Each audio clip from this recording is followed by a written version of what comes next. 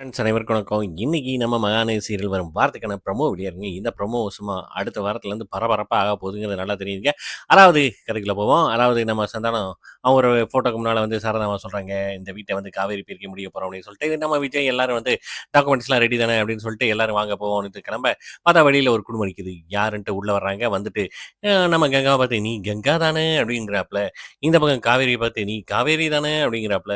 சாரதாம்மா, "நீங்க யாரும்மா?" அப்படின்னு வந்து கேட்க, உங்கள போல தாங்க நானும் அப்படிங்கிறாப்புல. சந்தானம் சாருக்கு வந்து ஒய்ஃப் அப்படின்னு வந்து சொல்ல, "ஏன்டி நான் தாண்டி ஒய்ஃப்" அப்படின்னு சொல்லிட்டு சாரதாம்மா வந்து சொல்ல, உடனே வந்து பார்த்தீங்கன்னா, பயங்கரம் வந்து 2 பேருக்கும் ஒரு சண்டை நடக்குது.